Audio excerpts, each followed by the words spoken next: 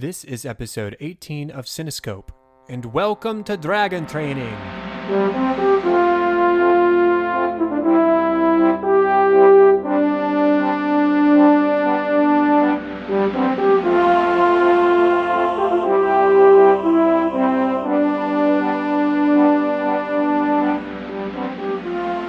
Welcome to Cinescope, where our goal is not to criticize or to assign ratings, but rather to celebrate the movies we love, exploring story, characters, music, and relevance to the world around us. I'm your host, Chad Hopkins, and joining me today is Andrew Grant to talk about one of our favorite films, How to Train Your Dragon. Andrew, how are you doing tonight? I am doing fantastic, Chad. Thank you for asking. It's a little late. We had a little bit of a host shift at the last moment this week. So I appreciate you coming in to fill in this week and record an episode at 11:50 p.m. the night before an episode releases. Of course. Glad I could help, Chad. So how about you tell the good people out there who you are? Because, I mean, I know who you are and we're sitting here in the same room together. But why is that? Who are you? Well, my name is Andrew Grant. I have known Chad for quite some time now. God, what was it? 7th grade? 5th grade. We were in choir together. We've been together ever since. Yeah. Went to school together at Texas Tech. This is not the first time we've shared a room. While there, I got an animal science degree. I'm currently working at a vet clinic, which is partially the reason also why this recording is so late, because I just got off of work not too long ago. So glad to be here to talk about How to Train Your Dragon. Yes, and it should be mentioned, you are Melanie's fiance. Melanie was on the episode where we talked about Harry Potter and the Sorcerer's Stone. Yeah, she's my woman. That's her. And so this is not even the first time you've been mentioned on this show. We've talked about how while at college, you and I had several sort of staple films that we revisited and watched all the time. And today is actually one of those movies. Very true. Very true. And we're going to have to do some more shows regarding the other movies, but that is for a later date, I'm sure. Yes, definitely.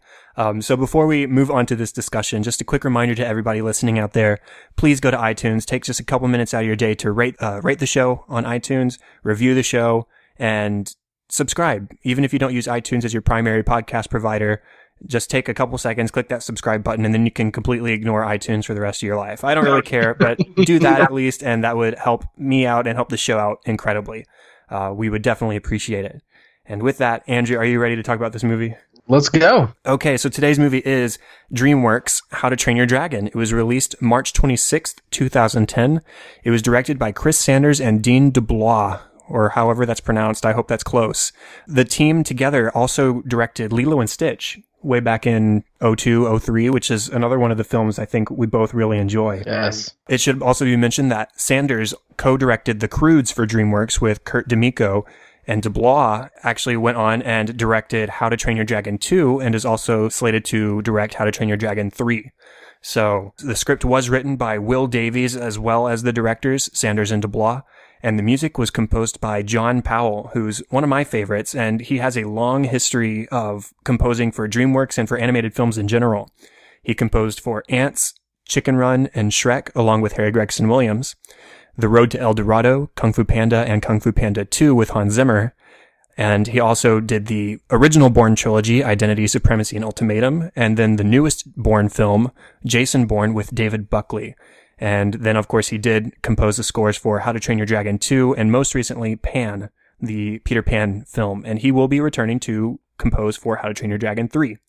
So, this movie does star a fantastic voice cast, I would say. Jay Baruchel, Gerard Butler, Craig Ferguson, America Ferrera, Jonah Hill, Christopher Mintz-Plasse, TJ Miller, and Kristen Wiig. And, even David Tennant has a little small voice role that isn't made much of in the film, but he actually went on to do more in the TV series, I think. So, the Doctor himself is in this movie.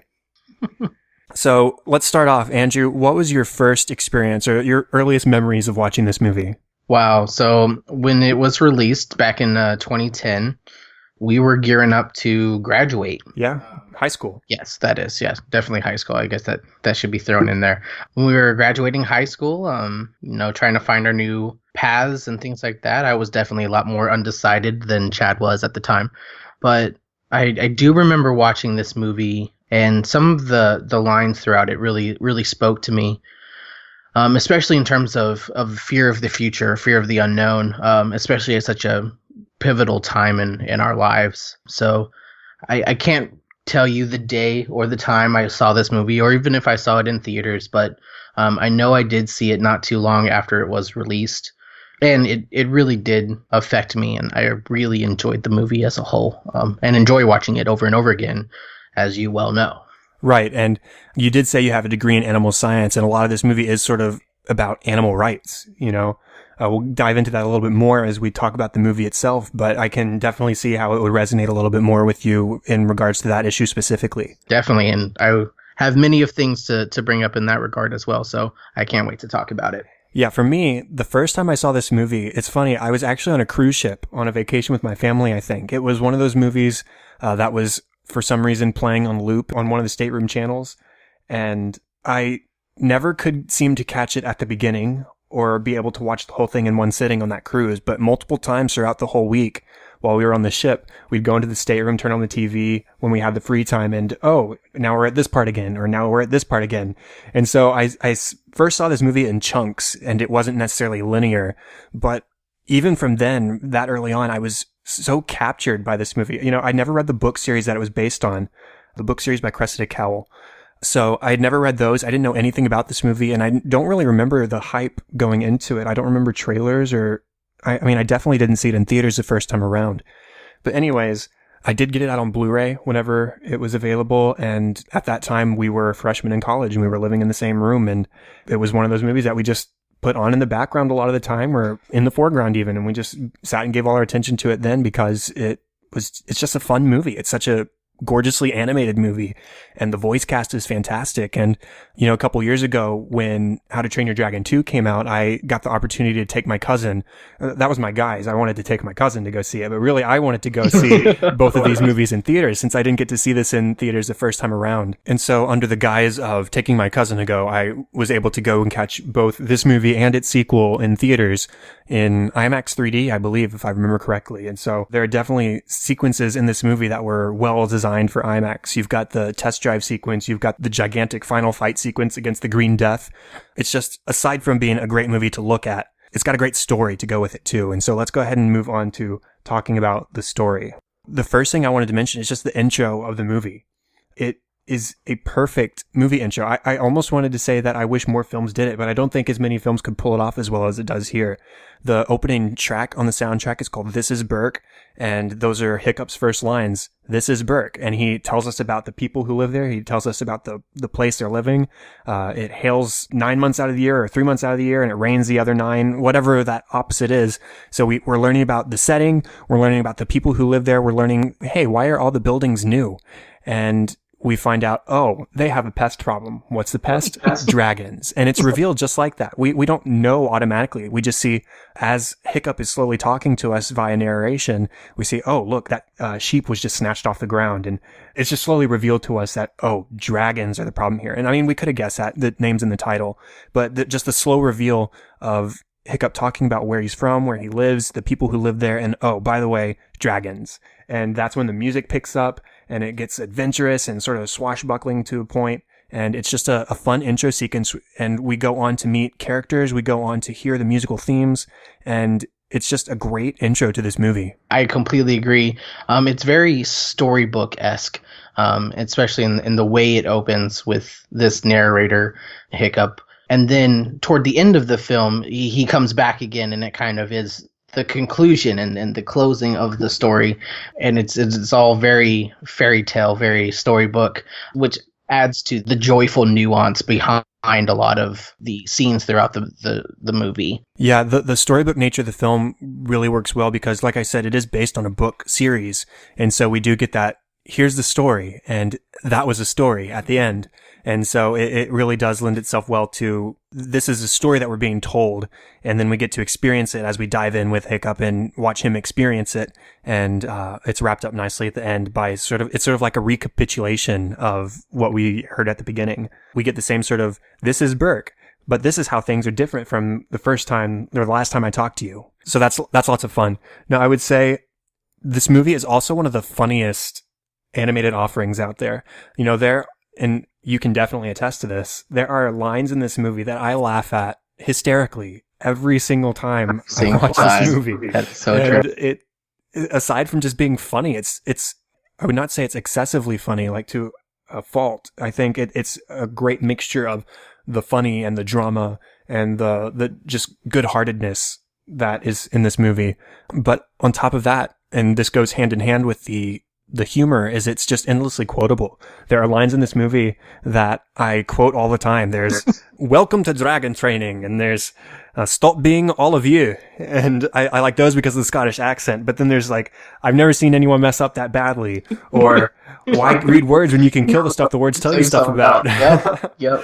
I mean, there's just so many great lines that are just, I wouldn't say they're endlessly applicable either, but there are definitely situations where I can say, I've never seen anyone mess up that badly. And it's just a funny moment, at least for me, because I understand the reference. I know, I've heard it many times, Chad. It's usually quoted toward my direction. Right. So there's just so much fun to be had in this film, both in comedy and quotability, and it really holds up in that regard. Let's go ahead and move on to talking about characters, because there are some great characters in this movie. Let's just start off with the main one. What do you have to say about Hiccup?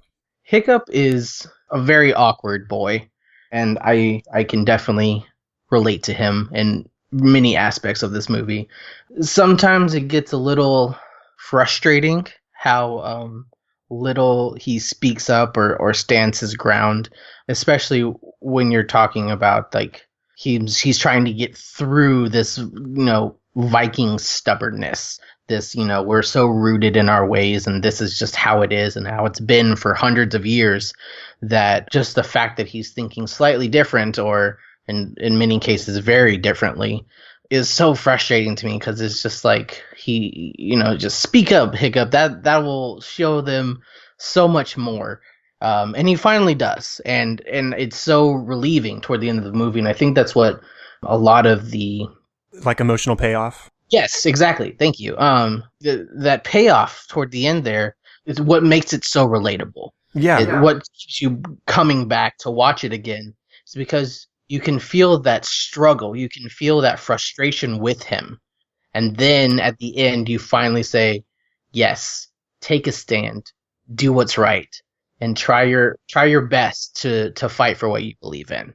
Right, and you bring up a good point. He is trying to fight against the sort of Viking stubbornness and set in their ways kind of thing that he's been living with his father especially. But in that regard, he's rebelling against his father because he is just as stubborn and big-headed and headstrong, and firm in his beliefs. And I think that's both a sort of fault and a strength of both of those characters, is that they are so rooted, not rooted in their ways. They're so firm in their beliefs. They believe in their cause. Hiccup, he starts off wanting to fit in, and when he realizes he can't fit in, he realizes that maybe I should just be who I am. I mean, that's a novel concept. And so he becomes fully dedicated to that, to being no more than who he is, and that's okay. It takes Stoic a long time to come around and to reach that, but Hiccup has that journey where, as he meets Toothless and he interacts with him and realizes, these guys are just as scared of us as we are of them. I completely agree that fear, subplot throughout this entire thing, and where Hiccup and Toothless have this huge connect is through their own fear. And instead of seeing that fear and attacking out of fear, they finally start to sympathize with one another and work together instead of retracting and only being this very reactive, very lashing out, a very, in all essence, animalistic kind of reactions. When dogs or cats are scared, they tend to lash out, and unless you're approaching them with some form of compassion or some form of empathy towards them, they won't back down. And you see that more so between the humans in this movie than you do between Hiccup and any of the dragons. Right. And you bring up something. This is where Hiccup really does differ from his father, is that, yes, he's stubborn. Yes, he's sort of set in his own ways. But the real takeaway is he's quicker and more willing and able to adapt than Stoic is. And like I said, Stoic does come around eventually towards the end of the film. But we see early on where Hiccup realizes that the dragons aren't what the monsters that they made them out to be. And really, they are the monsters of the dragon's world. So he proves his adaptability and finds a good friend in Toothless. Also with Hiccup, I love his resourcefulness, both in terms of building cool gadgets like the sort of slingshot launcher, and then eventually rebuilding Toothless's tail, essentially. But really, I love watching, there's a scene in the film where it's sort of a montage-esque. It starts with the forbidden friendship scene where Toothless and Hiccup are interacting with each other for the first time, and there's no dialogue for like 3 or 4 minutes, and it's awesome. And then that builds into this montage where Hiccup is going back and forth between hanging out with Toothless and going to dragon training. And so there's these two contrasting worlds. And first, Hiccup starts using dragon training to learn more about Toothless. Mm-hmm. He learns dragons always go for the kill. Right. And then it transitions back to with Toothless. Now, why didn't you? And so he's approaching Toothless from this theoretical standpoint that the Vikings are at. And then once he starts to sort of figure out and click with Toothless, then he starts using what he's learning with Toothless to excel at dragon training. And so that's a really cool sort of turn of events within that montage where we see the growth that's happening over that period of time and the bond that is forming between those two characters. And I think you can actually see that as that growth is where we transition from being taught to learning, and how those are different words. Like they have very different meanings, I should say. Yeah. That, he's, kind of being spoon-fed all of this knowledge, quote unquote, that they think they know. And now that Hiccup has actually found time to sit down with and interact with on a very, intimate level with Toothless, that's where he actually starts to learn new things. And from that, you get that transition from being taught to learning. Definitely. Well, now let's talk about Toothless specifically. So he's adorable. I think you wouldn't think going into the movie about dragons that adorable would be a word you'd use to describe one of the creatures from that movie. Right. But he really is. Especially the terrible Night Fury. Right. Get down. Yeah, Toothless, he is adorable, and I love that he's a sort of mix between a cat and a dog at sometimes, and even like a human child. He exhibits traits of all three where he's imitating, he's having fun with, he's even teasing at some point. He's teasing Hiccup, like with his relationship with Astrid, or teasing Astrid herself when he's carrying her around her upside down and doing spins and dunking her in the water. He's just playful in that way, and he follows the light around like a laser pointer, like when Toothless is playing with him, and he's rolling around in the grass like a dog, and at the same time he's also fiercely loyal like a dog. Once that bond is formed, it's not broken. And so it's awesome seeing this beautiful creature who we see as a monster at first, just like the Vikings. We go through the same transition as the characters. We see them as monsters, but once we realize that they aren't the monsters and that they can be not tamed in one sense, but related to, then we become affectionate towards Toothless in the same way that Toothless becomes affectionate toward Hiccup. Very true. I love Toothless as a character. As you well know, I actually really like characters that say very little.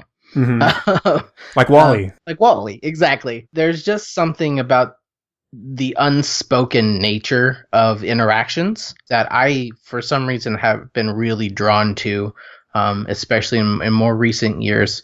And you can see that interaction with Hiccup and Toothless, that imitating nature that you see, and this kind of playful nature, and the scene that actually really reminds me of the hippogriff scene in Harry Potter, where Hiccup essentially like takes this submissive pose and extends his hand out to Toothless. And that's one of the first times that you actually see that true bond being formed, that Toothless is actually starting to trust Hiccup now. And from that point on, they can really grow now that neither of them are coming from a place of fear. Right, and that's at the tail end of the forbidden friendship scene that I was talking about earlier, where it starts out, Hiccup and Toothless are separate from each other. Hiccup has just fed him some fish, and they've split their ways, and Hiccup's trying to reach out towards him. He's trying to, and it's only at this moment when he is submissive and is willing to show, I'm not better than you. We are equal creatures. We're on equal footing here. And so he looks away, he holds out his hand, and that's when Toothless realizes that he can trust Hiccup. And accepts the gesture. Exactly. And then he sort of wrinkles his nose and runs away, and it's the end of the moment. But from there on, we get to see the friendship continue to grow. Of course. So yeah, that's one of my favorite scenes. And I would go to say that the Forbidden Friendship scene is one of the all-time great cinema scenes. Like, it's just beautifully done, beautifully shot. And the lack of dialogue just makes the expression on the faces of the characters and the way they go back and forth with each other, the way Hiccup's drawing on the ground with a stick and Toothless, oh, that looks fun. I want to draw on the ground with this stick. And so he goes and he grabs this tree branch, and walking around, he scribbles in the sand. And, the first time I saw that, I thought, what if this dragon draws something that looks like a real thing? And we zoom out, we pan out, and there's just scribbles all over the ground. But hey, he's just as proud of it as if he had drawn the Mona Lisa, right? And it's just fun little interactions in that scene where you're seeing both the nature of Toothless and his playfulness. I should say, we got a lot of feedback for this episode. I said, we had a last minute change, and we're going to be talking about How to Train Your Dragon. What are your thoughts? And so one of those thoughts that I'd like to share, Aaron White from the Feel and Film podcast, who was on to talk about Blade Runner, he says, I really like Toothless, one of my favorite dragons ever on screen. Amazing how much personality and emotion they get into him. And I would definitely agree. We've talked about it a little bit here, just how much we can relate to Toothless just because how he reacts to Hiccup. You see the way his eyes narrow or widen or squint, depending on the face he's making. There's just so much expression that they fit into the eyes. And that's something that all the best animated films do really well. So like WALL-E, we already mentioned that when WALL-E is on screen, the way we see emotion from him when he's not talking is we see the way his eyes angle up and down. And we saw the same thing when we talked about the Iron Giant a couple weeks ago. These characters, the emotion is in the eyes, and the same thing is true for Toothless here. Very true.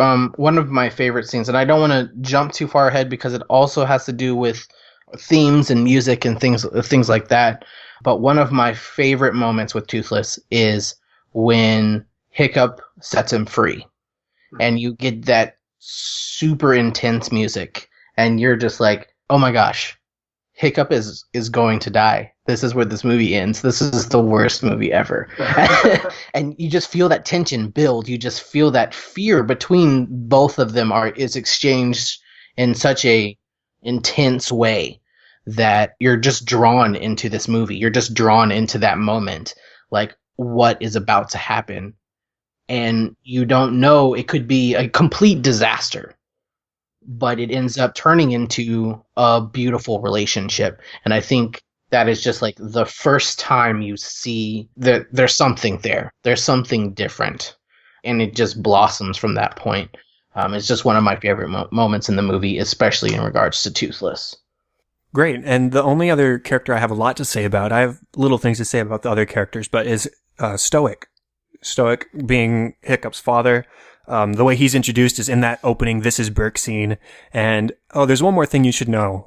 Sorry, Dad. And so that's the way we're introduced. We've already set him up as this huge hulking Viking. He's the leader of the whole village. He's their savior in a way, right? He's willing to put himself in danger and to sacrifice himself and all that good stuff in order to protect his people. That's one of his great attributes, is he is truly a great leader. I feel like if you watch this movie too close-minded, you see Stoic as this terrible father at the beginning, especially since, you later find out that apparently Mother's not around, and that Hiccup is his only son. And you would feel as though there would be a stronger bond between the two of them, especially right off the bat when you're being introduced to this story, and especially being introduced to these two characters. But then there's just this really quick line that he says, he's like, winter is coming and I've got an entire village to feed. He doesn't say we have an entire village to feed. He doesn't have to say we need to come up with a plan to figure out how we're going to feed everyone. He says, I have an entire village to feed. So in all essence, he treats Hiccup like he does all of his family, essentially. Like his sons and daughters are everyone that we see in dragon training. His brothers and sisters are everyone we see, going out to fight with him. Mm-hmm. He is so emotionally involved and invested in his village that you can tell that he is a great leader and definitely demands respect from these people, but it's because he treats them like they are his family. Right. And unfortunately, Hiccup isn't elevated in any way or given any favors, but it's just because Hiccup is yet another one of his many children that he needs to worry about and take care of. Right. And it's over the course of the film that he realizes that he needs to not take his son for granted necessarily. Not that he was necessarily taking him for granted before, but he needs to realize this is my son. Like, this is my own flesh and blood. And no matter his differences, he's family. He's true family. And he comes to realize that over the course of the film. Now, there's this really heartbreaking moment towards the end. This is after the fight scene in the dragon training where Hiccup has revealed, or he's sort of put aside his Viking ways. He says, I'm not one of them. He's trying to show the village, we don't have to fight them. Mm-hmm. They aren't as bad as we put them up to be. But then everything goes wrong. There's chaos. There's fire. There's Hiccup almost gets killed. Toothless almost gets killed, and Toothless does get captured. And there's this heartbreaking scene immediately after where Stoic confronts Hiccup and says, you're no son of mine. You've thrown your lot in with them. You're no son of mine. And, the first 2 or 3 times you watch this movie, I could see how you could just hate Stoic in that moment. And nowadays, I don't really see it that way. I think it's really hard for me now to not be sympathetic towards Stoic in that moment, because he walks out of the room after he says that line, and you can see how he's hurting that he just said that to his son. I think he realizes then and there that maybe that wasn't the correct thing to say. But I also see, we learned this is something that they've been fighting for 300 years, is what Hiccup says. 300 years, and he's the first one who wouldn't kill a dragon. But Stoic doesn't see it that way. Stoic sees it as, I have to kill dragons to take care of my people. And if my son isn't going to contribute to this, then maybe he might not as well be my son. And I don't think that's coming from a hateful place. I think that's coming from, again, like we were talking about, he sees the people of the village as his family. And so he's trying to see to the good of everybody rather than to listen to his son. And so it's a heartbreaking moment in both senses, where we see, yes, Hiccup is hurting because Stoic has just essentially disowned him in that moment, but Stoic is also hurting because he had to disown his son. And it's not because he hates his son, it's just because he loves the people and wants to protect them so badly that he feels like that's the decision he had to make in the moment. So true. You definitely see the aptly named Stoic, his father, doesn't show emotion throughout almost the entire film. Gets angry, gets riled up, of course, impassionately speaks to the people, has the confidant in the blacksmith. Gobber, thank you. And things like that. But in sense of true, deep emotions, you don't really see much, except for when he takes that moment right after disowning Hiccup, and you can tell, like, he kind of settles back and takes this like labored breath, and you see him tear up a little bit, but then he has to get back to work to help the village, and so he puts on his stoic face and goes back out to do what he thinks is right. And so I think that break of emotion definitely was very necessary in terms of the story and in terms of the film as a whole, to show that Stoic really did have that love for his son, but at the same time felt that was what was necessary to do in order to protect, as you were saying, protect the rest of his family. Stoic's character is very divisive. It's for or against. You're either my son or you're not. You're either a Viking or you're not. You're either a dragon killer or a dragon lover. There is no in between. He's very black and white, polar opposites, and that divisiveness really is what initially tears them apart in the first place, Hiccup and Stoic, in terms of his mentality of, I need you to, in order to be a Viking, in order to be a man, in order to, be a leader, you have to do X, Y, and Z. And since Hiccup doesn't fit any of those categories, it is very traumatizing to Hiccup. He feels really bad that he can't be the son that his father obviously wants. And it hurts Stoic just the same that he doesn't have a son like he envisioned his son to be. And I think toward the end of the movie, there's a very slow realization that we make those polar opposites. No one made those besides Stoic, and no one made that besides Hiccup. There were no lines in the sand until they were drawn by the words and the actions of both Stoic and Hiccup. And so once we realized that all of this, you're either with me or against me, is our own mentality, we start to realize there is that gray area, that you can do your own thing and I can do my own thing. And we can meet somewhere in the middle and have this collaboration of ideas that will actually, I will throw out the caveat that it could bomb completely and everything could have gone haywire. Or, as we see in this movie, everything works out in the end. Mm-hmm. Everything works out for the better, even. Mm-hmm. And everyone benefits from this merging of ideas instead of the you're on your side, I'm on mine. Right, and I love watching the moment where Stoic sort of realizes that he should have listened to Hiccup. It's the moment where the Green Death first pokes his head out of the mountain. This huge, colossus, mountain-sized dragon leaps out of the earth, and he says, "Odin, help us." And you realize that he realizes, wow, we made a mistake in doing this today. Immediately, though, he flips the switch. I'm protecting my people. I'm going to form a distraction so my people can escape for a few minutes, even if it means I die. And of course, Gobber jumps in to help him accomplish that. And then once Hiccup shows up and the rest of his friends, and Toothless gets thrown into the water, and Stoic jumps in to take the two of them and save the two of them, that's when we realize, okay, he has come full circle. He has accepted his son for who he is, and he apologizes at that moment. He says, "Hiccup, I'm sorry for everything."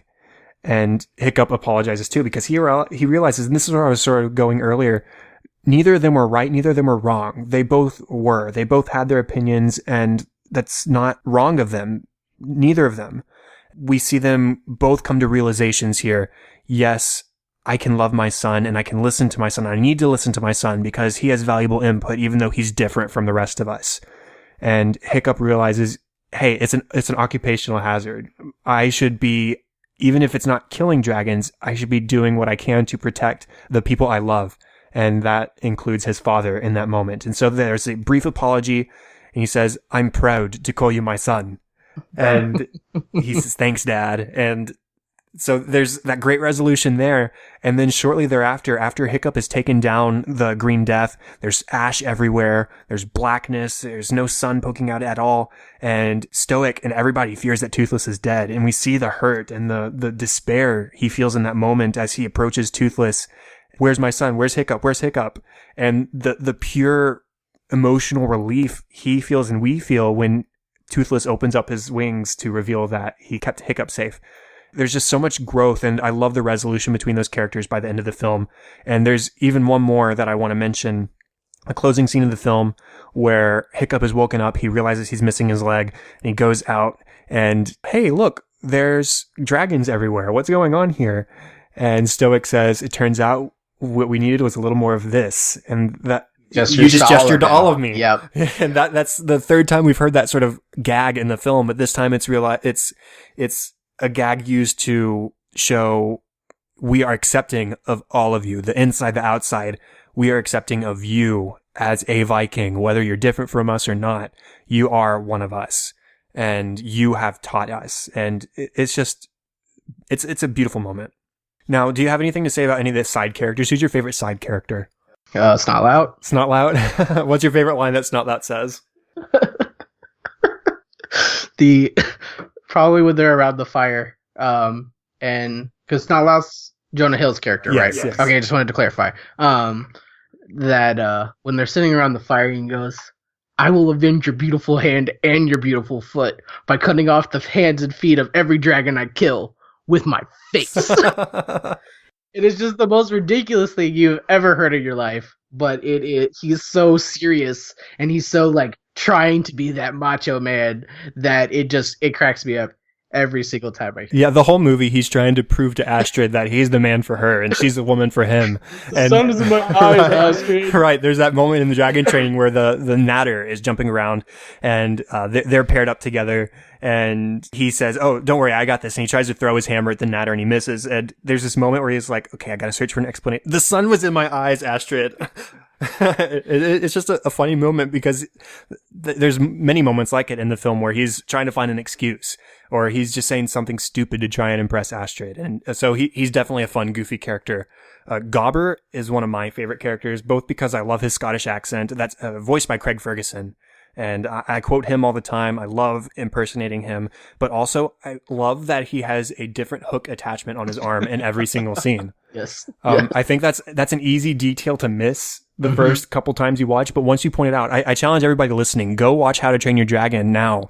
And if you didn't know before, pay attention to every time Gobber is on screen, because every time he's in a different location, he has a different attachment on. One time it's a hammer, another time it's a hook, another time it's a drinking goblet, and he loses his rock tooth in the goblet. And there's this little funny sequence where he's not saying anything, but he's fishing out this rock from his goblet that's his arm attachment, and he's hammering it back in to his mouth where it belongs. And he's just a fun character because he's goofy, and he's just also a great partner for Stoic. They work well together, and they're both equally willing to put themselves in danger to protect their people.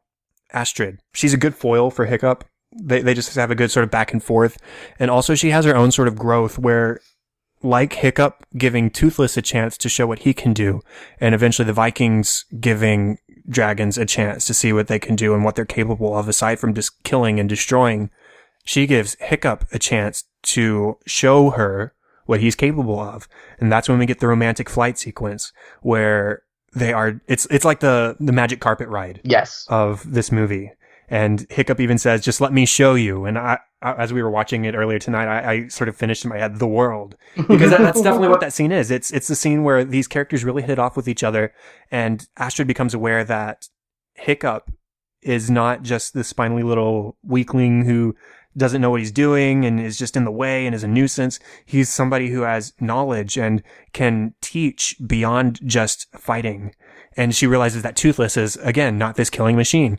And so she has her own growth as in that scene specifically where we see her become accepting of both Toothless and of Hiccup and see that bond begin to form as well. I think you definitely see the growth in Astrid because Hiccup doesn't tell her anything.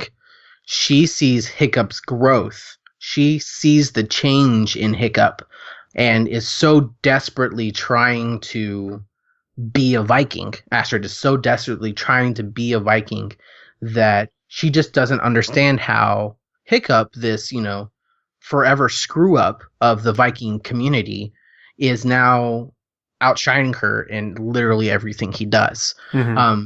And I think if earlier in the movie Hiccup was like, "So listen, that Night Fury I took down, he's real. He's in this kind of natural enclosure, and I've been training with him and learning more about dragons," she would have been just as rejecting of that idea as any of the Viking community. She wouldn't have believed him. She wouldn't have been like, "Oh yeah, that makes sense. You're training with a dragon. That's why you're so good with dragons." Because they're terrible, dangerous creatures that should be killed on sight or you're already dead. Those are the options.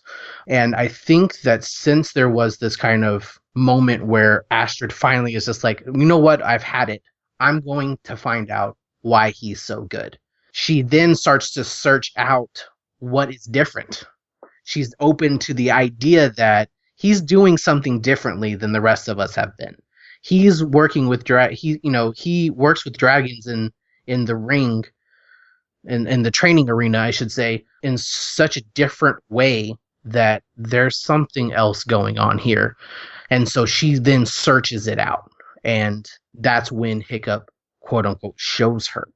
And I don't think that if he had told her, I don't think if he had showed her any earlier than that point, that she would have been able to accept it as quickly as she did, because she almost immediately becomes that confidant. She immediately becomes that, "Okay, so you can fly dragons. You're the first one who's ever done that in the history of, being a Viking. What are we going to do about it? How are we going to save your dragon? How are we going to save all these dragons?"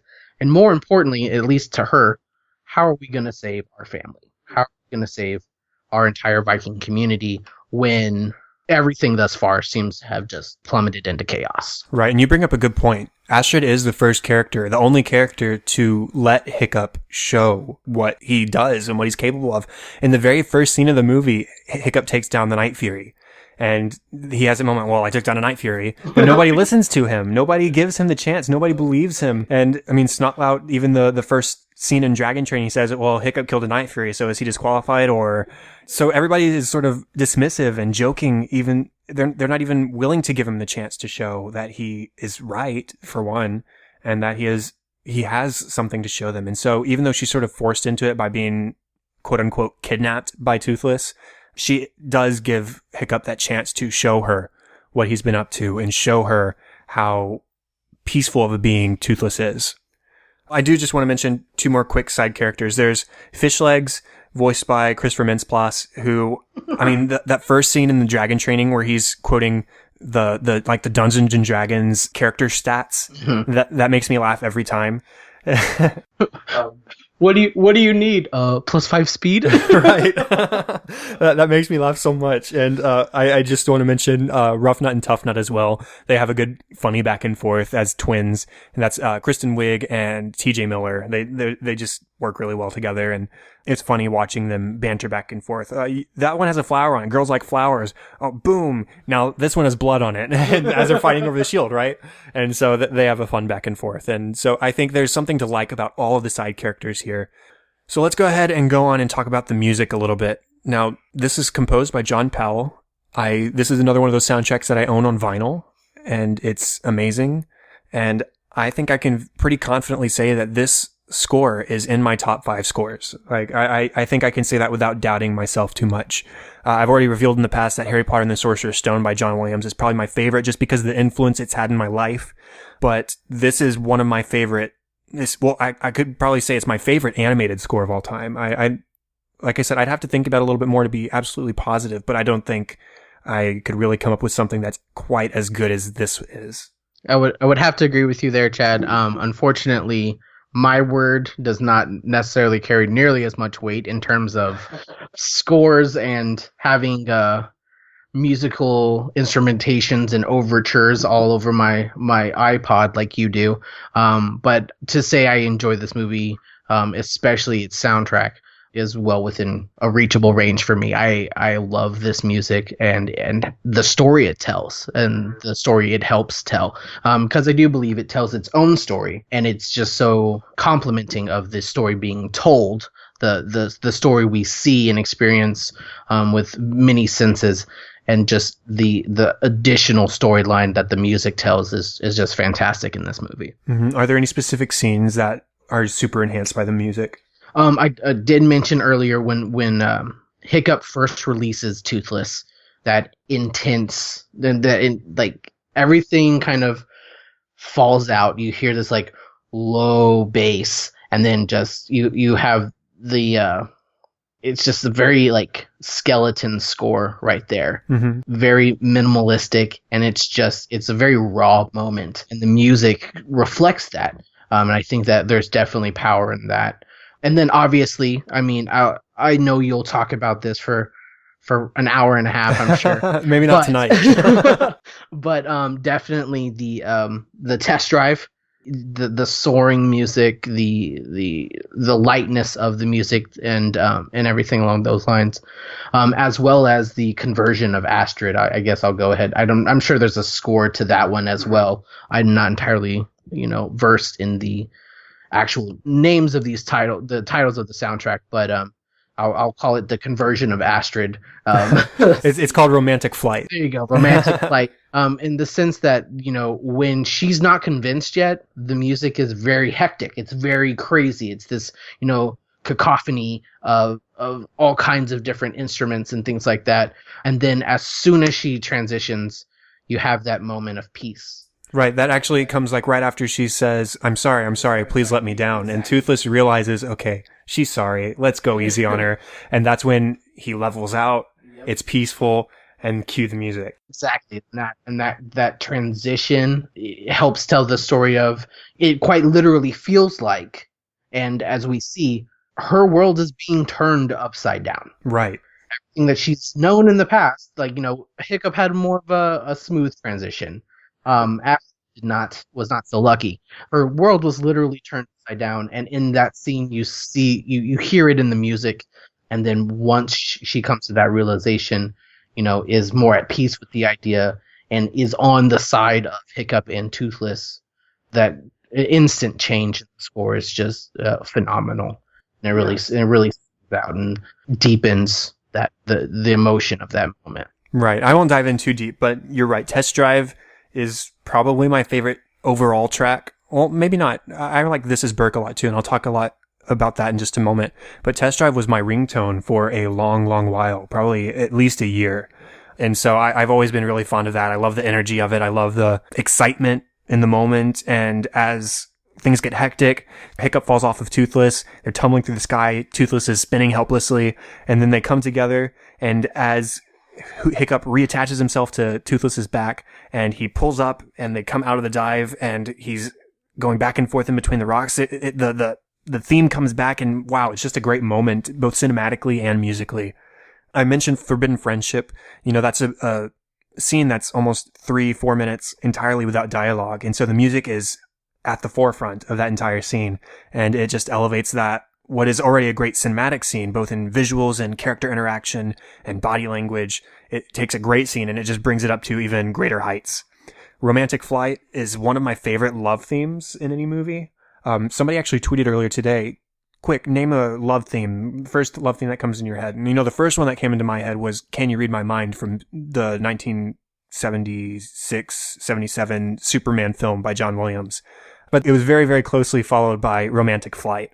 Maybe because it was fresh on my mind, but also just because it's just such a beautiful theme. And that theme and all of these themes, except for movie Test Drive, are introduced at the very beginning of the film in the This Is Burke track.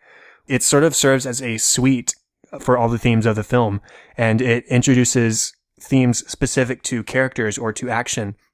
There is music in this movie that is specific to fighting dragons, and then there's that Romantic Flight theme that is introduced when we first see Astrid, and she turns around and there's flames behind her, and Hiccup is obviously head over heels for Astrid, and Astrid, right?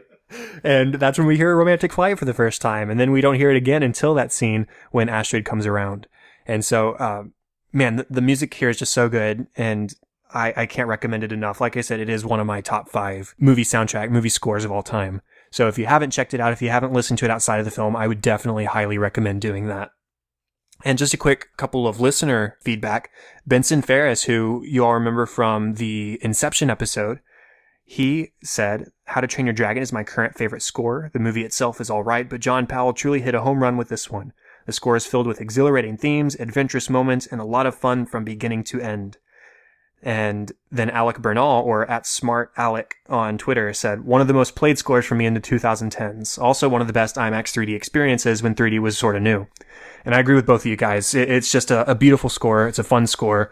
It's an energetic score, and it works as just as good as a listening experience outside of the film as a film enhancement experience. So let's move into the sort of final thoughts of this movie. So we're going to talk about the relevance. What's the big takeaways from this movie? Big takeaways, I would definitely say that, as I mentioned earlier, there's a lot of divisiveness in our world, especially right now and in the past years. It's only grown since this movie came out, at least in my worldview. We tend to create a lot more havoc on ourselves and those around us and those we love by making our thoughts and actions very divisive. That because you're acting in way one, you're completely and vehemently against way 2. And 9 times out of 10, that is just so far from the truth. And it comes more from a place of lack of understanding or lack of empathy or willingness to even listen, in all honesty, to listen to the other side. You see that a lot with Stoic throughout the movie, is just this lack of listening. He just doesn't want to hear it. That's not how things are done. Push it to the side and keep on trucking the way you know how things are supposed to be run. And that's a very divisive action, to only surround yourself with thoughts thoughts like yours, and to completely shut out the worldviews and opinions of those around you, who, although may have different ideas, if you really sit down and listen, there are so much more likenesses, and there's so much more ways to freely communicate and collaborate with one another with how you're alike, than to focus on those differences and let them divide and really make your relationships and your life in all aspects suffer. Yeah, and going hand in hand with that, I would say a big takeaway from this movie is also letting others be who they are, being who you are, not who others want you to be, right? Hiccup from the beginning of the film is trying to be shoehorned into this Viking mold that he clearly doesn't fill. He doesn't have the brawn to fit the Viking standard. He isn't a Viking, not in the same sense as everybody else. He's very different, but he has ideas and he has smarts and he has knowledge, and he comes to realize, I'm not like them. I can't be one of them. So I'm going to be happy being who I am. Mm-hmm. And he plays to his strengths, and that's how he comes to be the hero of this film towards the end. He's the one who is able to come forward and take a stand and to save the people in a way that Stoic can't, because Stoic has tried to always do things from one viewpoint, and Hiccup is coming from another viewpoint, and he is bringing a different perspective. And because he has realized that I need to be who I am and not who they want me to be, he is able to bring that different perspective. And so in the same sense of being who you want to be and being who you are, letting others be who they want to be and not trying to put them into a mold. So Hiccup comes to realize that of himself, and then Stoic comes to realize that of Hiccup, that yes, he's different, and that is okay. And that should be encouraged. We're not all the same. Let's encourage our differences. And that's that. And so I think that's definitely one of the big messages from this movie.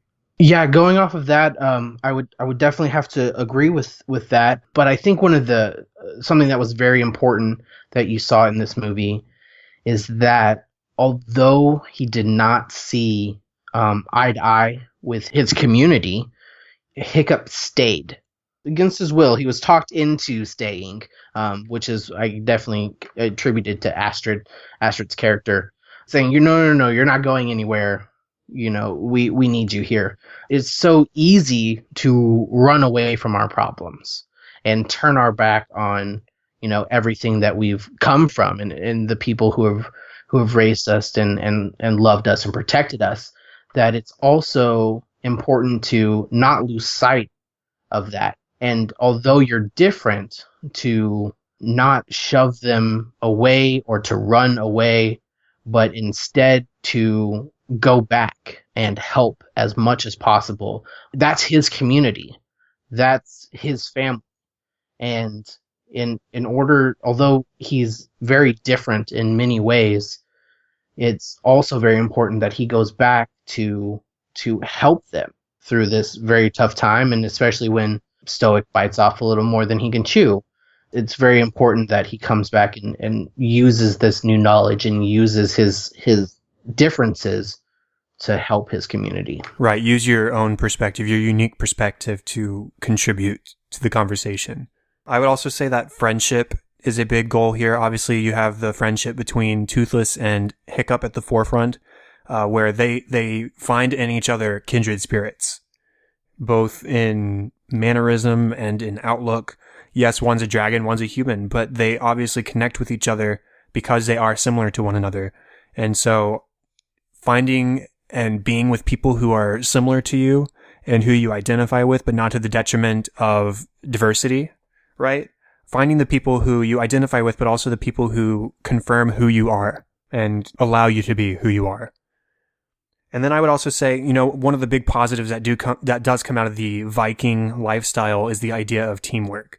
And we see that in all the Vikings' willingness to go out and to hunt for the dragon's nest in order to protect the village and the people who are staying behind and to stop this epidemic of dragon attacks.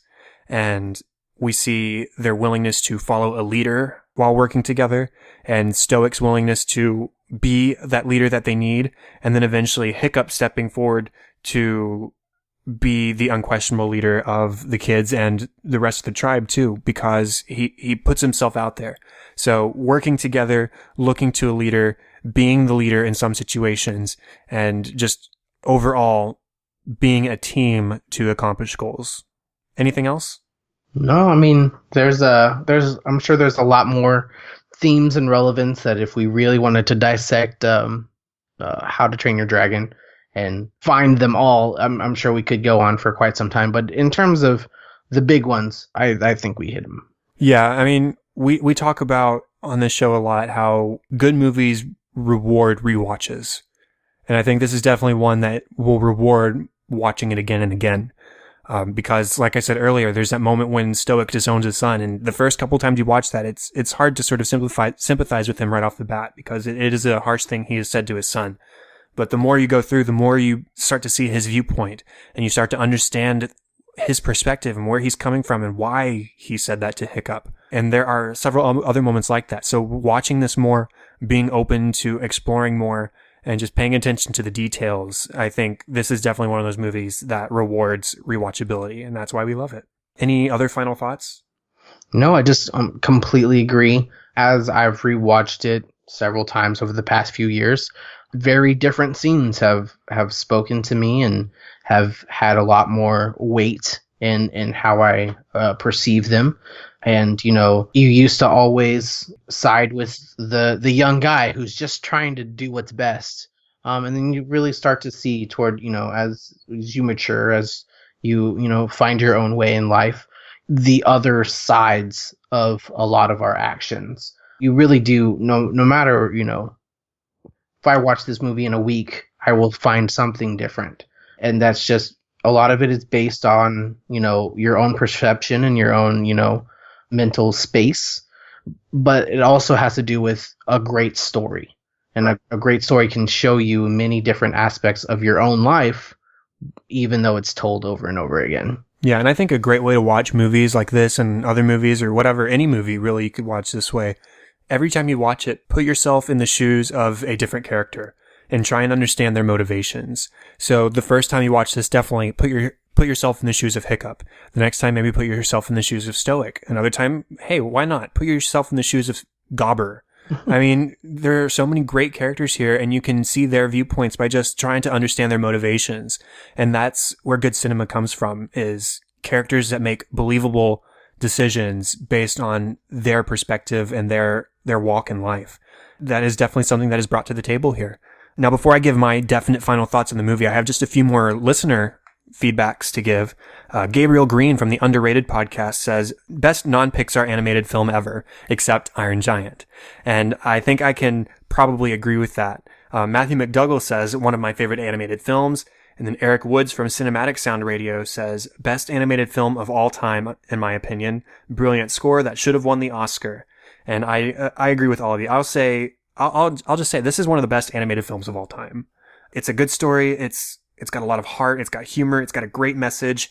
And I would say this rivals anything put out by Pixar. I'm not going to say it's better than anything or everything that Pixar put out. I don't know if I can make that call, but I would say this is definitely as good as a Toy Story or as a WALL-E or anything like that. There is just as much to walk away from here as there is in any Pixar film. And so this is probably, in my opinion, DreamWorks' best animated offering.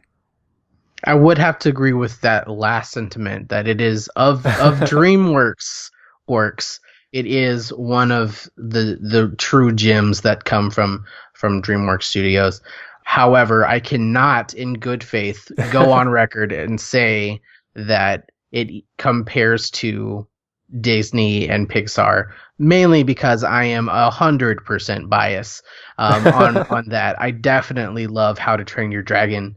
Don't get me wrong, but it was a very hard sell for Chad here to have me come on the show and not talk about a Disney movie because I am a huge Disney nut. But How to Train Your Dragon is definitely up there.